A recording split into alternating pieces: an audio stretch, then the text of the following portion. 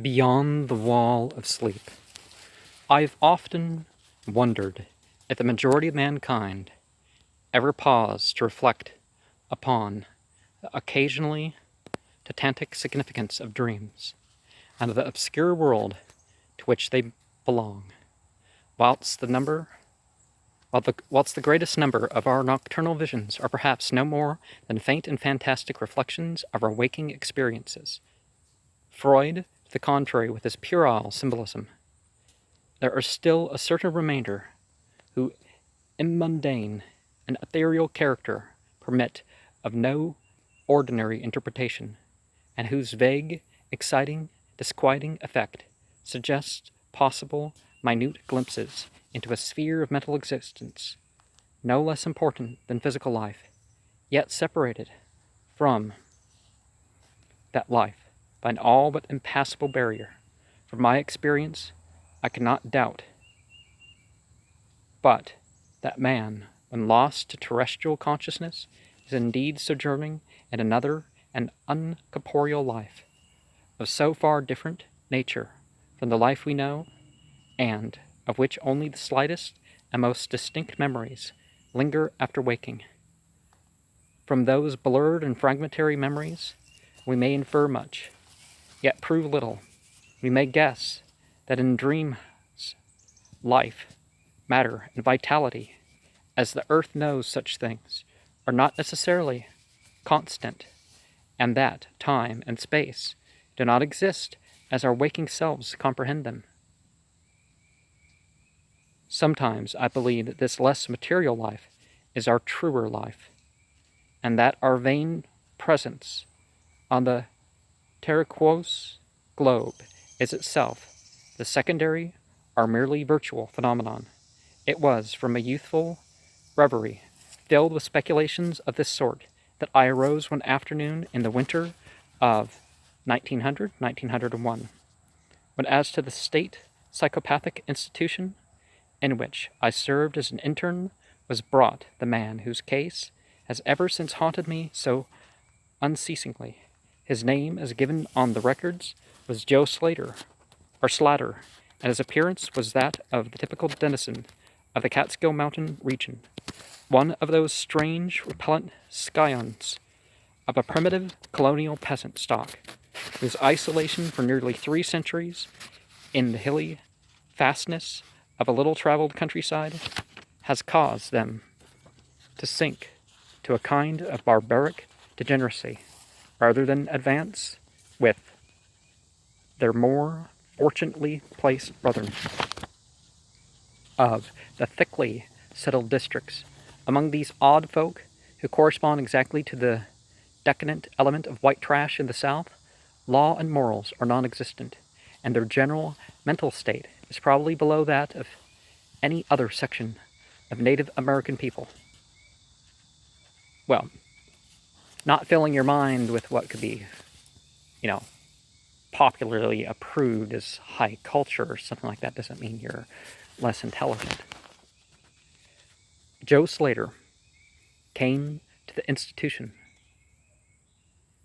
in the vigilant custody of 4 state policemen, and who was described as a highly dangerous character, certainly presented no evidence of his perilous disposition when I first beheld him, though well above the middle stature and of somewhat brawny frame.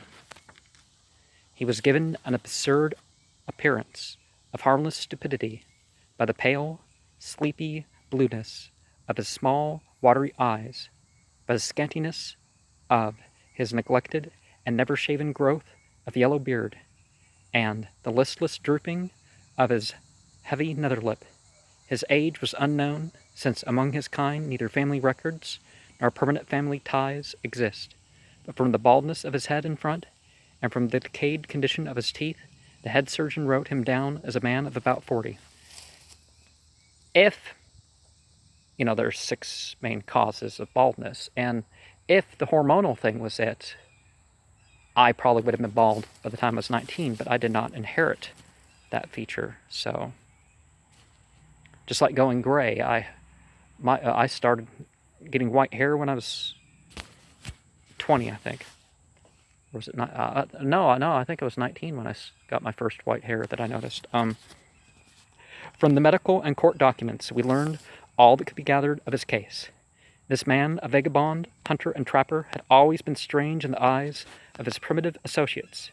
He had habitually slept at night beyond the ordinary time, and upon waking would often talk of unknown things in a manner so bizarre as to inspire fear even in the hearts of an unimaginative populace. Not that his form of language was at all unusual, for he never spoke save in the debased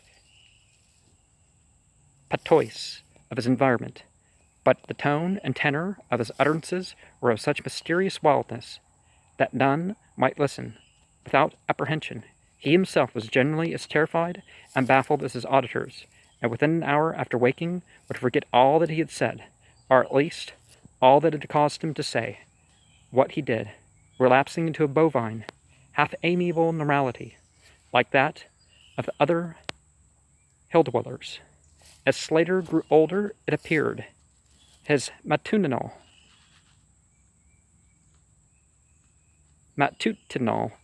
aberrations had gradually increased in frequency and violence, till about a month before his arrival at the institution had occurred the shocking tragedy which caused his arrest by the authorities.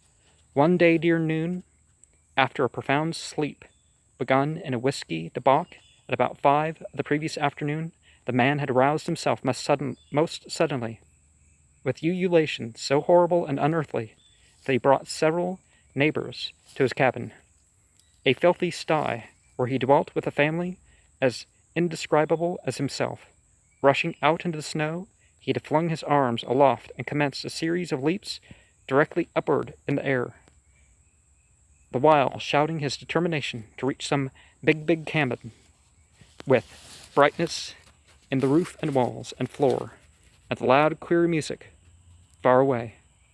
As two men of moderate size sought to restrain him, he had struggled with maniacal force and fury, screaming of his desire and need to find and kill a certain thing that shines and shakes and laughs.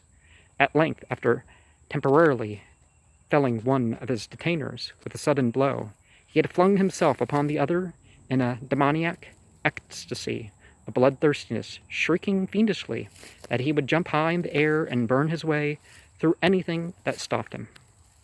Family and neighbors had now fled in panic, and when the more courageous of them returned, Slater was gone, leaving behind an unrecognizable pulp-like thing that had been a living man but an hour before. None of the mountaineers had dared to pursue him, and it is likely that they would have welcomed his death from the cold. But when several mornings later they heard his screams from a distant ravine, they realized that they had somehow managed to survive, and that his removal in one way or another would be necessary. Then had followed an armed searching party, whose purpose, whatever it may have been originally, became that of a sheriff's posse, after one of the seldom popular state troopers had by accident observed, then questioned, and finally joined the seekers. On the third day, Slater was found unconscious in the hollow of a tree, and had taken to the nearest jail, where alienists from Albany examined him as soon as his senses returned. To them he told a simple story. He had, he said, gone to sleep one afternoon, about sundown, after drinking much liquor. He had awakened to find himself standing, bloody-handed, in the snow before his cabin, the mangled corpse of his neighbor Peter Slater at his feet. Horrified, he had taken to the woods in a vague effort to escape from the scene of what must have been his crime.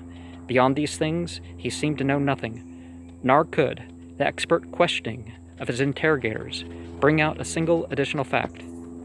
That night, Slater slept quietly, and the next morning he awakened with no single feature save a certain alteration of expression. Dr. Barnard, who had been watching the patient, thought he noticed in the pale blue eyes a certain gleam of peculiar quality, and in the flaccid lips an all but imperceptible tightening, as if of intelligent determination. But when questioned, Slater relapsed into the habitual vacancy of the mountaineer, and only reiterated what he had said on the preceding day. On the third morning occurred the first of the man's mental attacks, After some show of uneasiness and sleep, he burst forth into a frenzy so powerful that the combined efforts of 4 men were needed to bind him in a straitjacket. The alienists listened with keen attention to his words, since their curiosity had been aroused to a high pitch by the suggestive, yet mostly conflicting and incoherent stories of his family and neighbors. Slater raved for upward of 15 minutes, babbling in his backwoods dialect of green edifices, of light, oceans of space, strange music, and shadowy mountains and valleys. But most of all, he did dwell upon some mysterious blazing entity that shook and laughed and mocked at him. This vast, vague personality seemed to have done him a terrible wrong, and to kill it, in a triumphant revenge, was his paramount desire. In order to reach it, he said, he would soar through the abysses of emptiness, burning every obstacle that stood in his way. Thus ran his discourse, until, with greatest suddenness, he ceased. The fire of madness died from his eyes, and in dull wonder he looked at his questioners and asked why he was bound. Dr. Bernard unbuckled the leather harness and did not restore it till night, when he succeeded in persuading Slater to don it of his own volition, and for his own good. The man had now admitted that he sometimes talked queerly, though he knew not why. Within a week or two, more attacks appeared, but from them the doctors learned little. On the source of Slater's visions, they speculated at length, for since he could neither read nor write, he had apparently never heard a legend or fairy tale. His gorgeous imagery was quite inexplicable. That it could not come from any known myth or romance was made especially clear by the fact that the unfortunate lunatic expressed himself only in his own simple manner. He raved of things he did not understand and could not interpret, things which he claimed to have experienced, but which he could not have learned through any normal or connected narration. The alienist soon agreed that abnormal visions were the foundation of the trouble. Dreams whose vividness could, for a time, completely dominate the waking mind of this basically inferior man. With due formality, Slater was tried for murder, acquitted on the grounds of insanity, and committed to the institution wherein I held so humble a post. I have said that I am a constant speculator concerning dream life, and from this you may judge of the eagerness with which I applied myself to the study of the new patient as soon as I had fully ascertained the facts of his case. He seemed to sense a certain friendliness in me, born no doubt of the interest I could not conceal, and the gentle manner in which I questioned him. Not that he ever recognized me during his attacks, when I hung breathlessly upon his chaotic but cosmic word pictures, but he knew me in his quiet hours, when he would sit by his barred window, waving baskets of straw and willow, and perhaps pining for the mountain freedom he could never again enjoy. His family never called to see him. Probably it had found another temporary head, after the manner of decadent mountain folk. Kind of like what was made illegal in New Jersey after the Civil Rights Act. People said, well, how about we legalize this too? Because that stuff used to be highly illegal. By degrees, I commenced to feel an overwhelming wonder at the mad and fantastic conceptions of Joe Slater.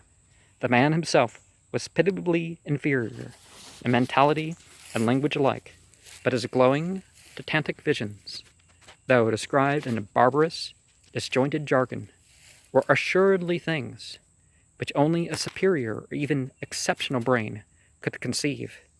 How, I often asked myself, could the stolid imagination of a Catskill degenerate conjure up sights whose very possession argued a lurking spark of genius? How could any backwoods dullard have gained so much as an idea of those glittering realms of supernal radiance and space about which Slater ranted in his furious delirium? More and more I inclined to the belief that the pitiful personality who cringed before me lay the disordered nucleus of something beyond my comprehension, something infinitely beyond the comprehension of my more experienced but less imaginative medical and scientific colleagues, and yet I could extract nothing definite from the man.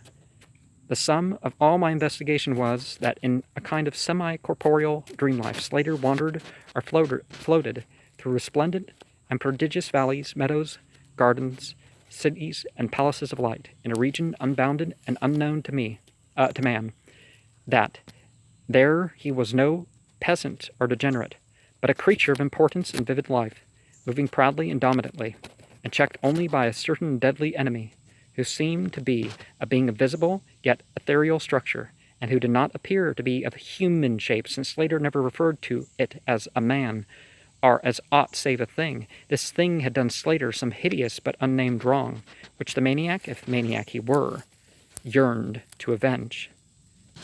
From the manner in which Slater alluded to their dealings, I judged that he and the luminous thing had met on equal terms, that in his dream existence the man was himself a luminous thing of the same race as his enemy. This impression was sustained by his frequent references to flying through space and burning all that impeded his progress, yet these conceptions were formulated in rustic words, wholly inadequate to convey them. A circumstance which drove me to the conclusion that if a dream world existed, oral language was not its medium for the transmission of thought. Could it be that dream soul inhabiting this inferior body was desperately struggling to speak things which the simple and halting tongue of dullness could not utter? Could it be that I was face to face with intellectual emanations which would explain the mystery if I could but learn to discover and read them? I did not tell the older physicians of these things, for middle age is skeptical, cynical, and disinclined to accept new ideas. Besides, the head of the institution had but lately warned me in his paternal way that I was overworking, that my mind needed a rest. It had long been my belief that human thought consists basically of atomic or molecular motion, convertible into ether waves, or radiant energy, like heat, light, and electricity. Light, heat, and magnetism, and moisture is the aura, so, well, I mean, this is a little bit different than that, but half of them anyways. This belief had early led me to contemplate the possibility of telepathy, or mental communication, by means of suitable apparatus, and I had in my college days prepared a set of transmitting and receiving instruments, somewhat similar to the cumbrous devices employed in wireless telegraphy at that crude pre-radio period. These I had tested with a fellow student, but achieving no result, had soon packed them away, with other scientific odds and ends for possible future use. Now, in my intense desire to probe into the dream life of Joe Slater, I sought these instruments again and spent several days in repairing them for action. When they were complete once more, I missed no opportunity for their trial. At each outburst of Slater's violence, I would fit the transmitter to his forehead and the receiver to my own, constantly making delicate adjustments for various hypothetical wavelengths of intellectual energy. I had but little notion of how the thought impressions would, if successfully conveyed, arouse an intelligent response in my brain, but I felt certain that I could detect and interpret them. Accordingly, I continued my experiments, though informing no one of their nature. It was on the 21st of February, 1901, that the thing occurred. As I look back across the years, I realize how unreal it seems, and I sometimes wonder if old Dr. Fenton was not right when he charged it all to my excited imagination. I recall that he listened with great kindness and patience when I told him, but afterward gave me a nerve powder and arranged for half the year's vacation, on which I departed the next week. That fateful night, I was wildly agitated and perturbed, for despite the excellent care he had received, Joe Slater was unmistakably dying. Perhaps it was his mountain freedom that he missed, or perhaps the turmoil in his brain had grown too acute for his rather sluggish physique. But at all events, the flame of vitality flickered low in the decadent body, and he was drowsy near the end, and, as darkness fell, he dropped off into a troubled sleep. I did not strap on the straitjacket, as was customary when he slept, since I saw that he was too feeble to be dangerous, even if he woke in a mental disorder once more before passing away.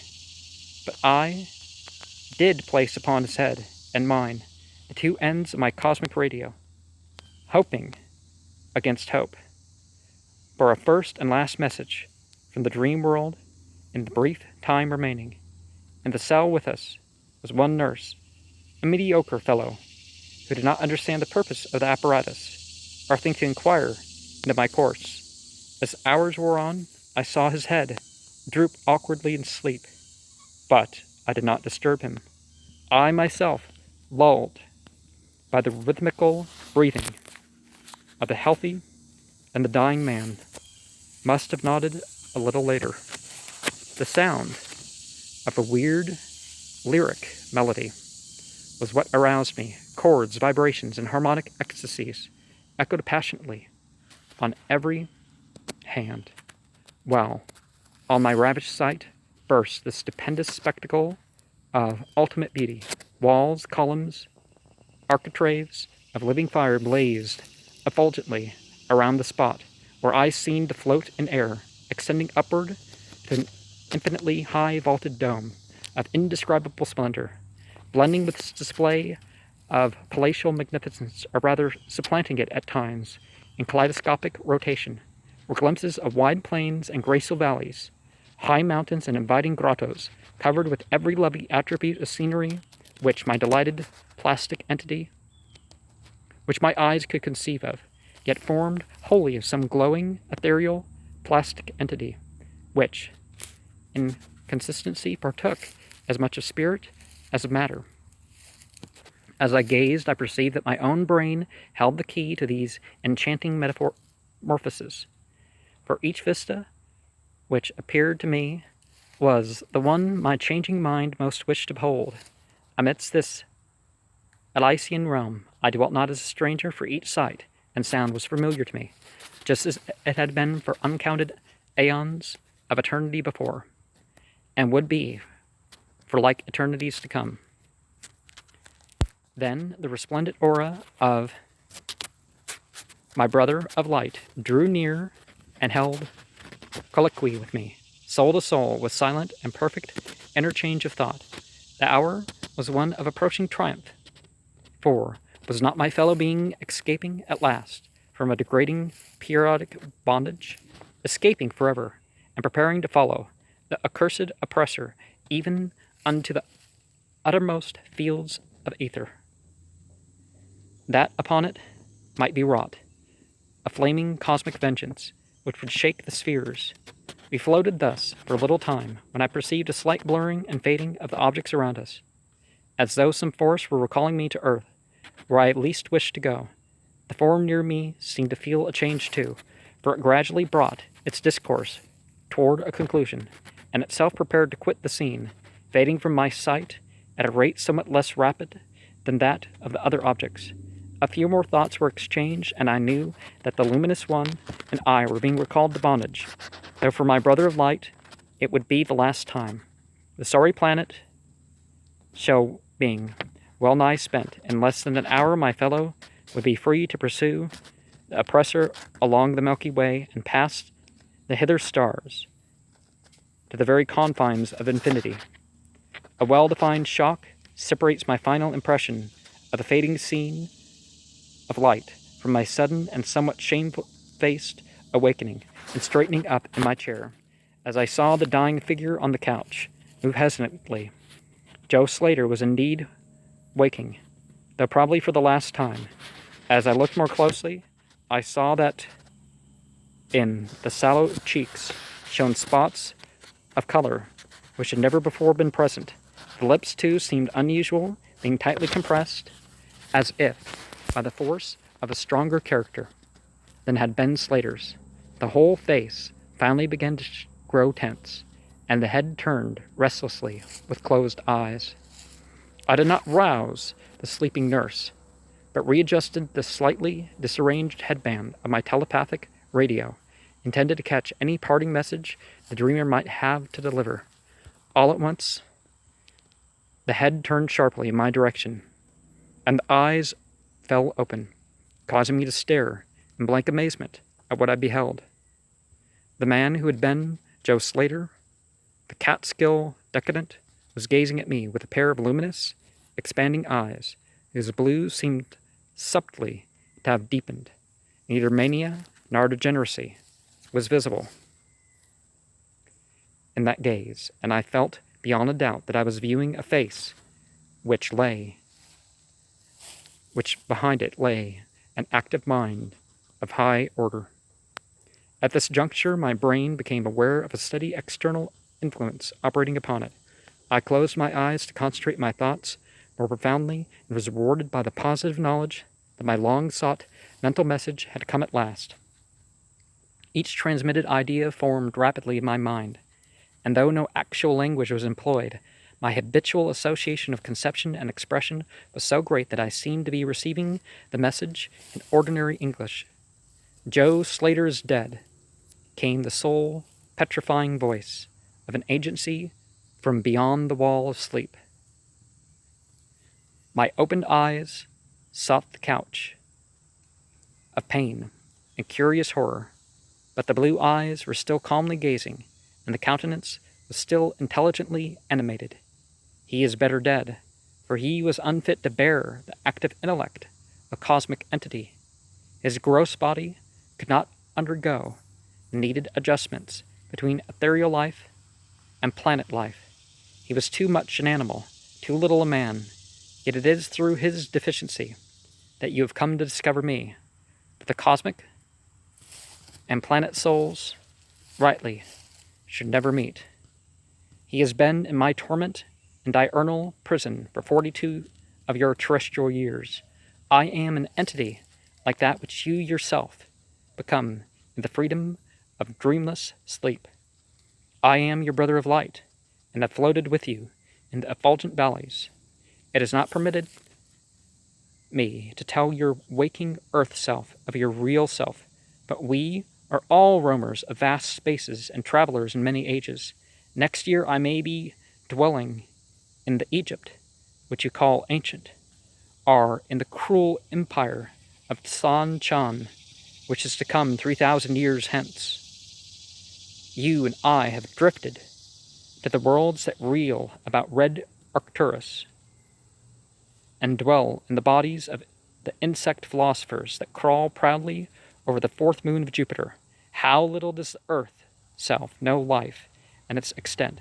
How little indeed ought it to know for its own tranquility? Of the oppressor I cannot speak. You on earth have unwittingly felt its distant presence. You who without knowing, idly gave the blinking beacon the name of Algol, the demon star.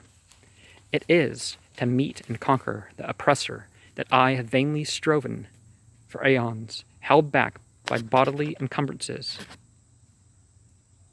Tonight I go as a nemesis bearing just and blazingly cataclysmic vengeance. Watch me in the sky close by the demon star. I cannot speak longer, for the body of Joe Slater grows cold and rigid, and the coarse brains are ceasing to vibrate as I wish. You have been my only friend on this planet, the only soul to sense and see me, and seek for me within the repellent form which lies on this couch. We shall meet again, perhaps in the shining mists of Orion's sword, perhaps on a bleak plateau in prehistoric Asia, perhaps in unremembered dreams tonight, perhaps in some other form as an aeon hence, whence the solar system shall have been swept away. Now, astrology varies per culture, right? Or within the culture. So Algol, what is it in other cultures? Is it always like some sort of sinister thing? Greek-based, maybe, but what about otherwise? At this point, the thought waves abruptly ceased. The pale eyes of the dreamer, or, can I say, dead man, commenced to gaze fishily. In a half-stupor, I crossed over to the couch and felt of his wrist, but found it cold, stiff, and pulseless. The sallow cheeks paled again, and the thick lips fell open, disclosing the repulsively rotten fangs of the degenerate Joe Slater. I shivered, pulled a blanket over the hideous face, and awakened the nurse. Then I left the cell and went silently to my room. I had an unaccountable craving for sleep, whose dreams I should not remember. The climax? What plain tale of science can boast of such a rhetorical effect? I've merely set down certain things appealing to me as facts, allowing you to construe them as you will. As I have already admitted, my superior, old Dr. Fenton, denies the reality of everything I have related. He vows that I was broken down with nervous strain and badly in need of a long vacation on full pay, which he so generously gave me. He assures me, on his professional honor, that Joe Slater was but a low-grade paranoiac whose fantastic notions must have come from the crude, hereditary folk tales which circulated in even the most decadent of communities. I think the so-called less civilized have, richer histories, per se. All this, he tells me. Yet, I cannot forget what I saw in the sky on the night after Slater died. Lest you think me a biased witness, another pen must add this final testimony, which may perhaps supply the climax you expect. I will quote the following account of the star Nova Persei, verbatim from the pages of that eminent astronomical authority, Professor Garrett P. Servies. On February 22nd, 1901, a marvelous new star was discovered by Dr. Anderson of Edinburgh, not very far from Algol. No star had been visible at that point before. Within 24 hours, the stranger had become so bright that it outshone Capella. In a week or two, it had visibly fainted, and, in the course of a few months, it was hardly discernible with the naked eye.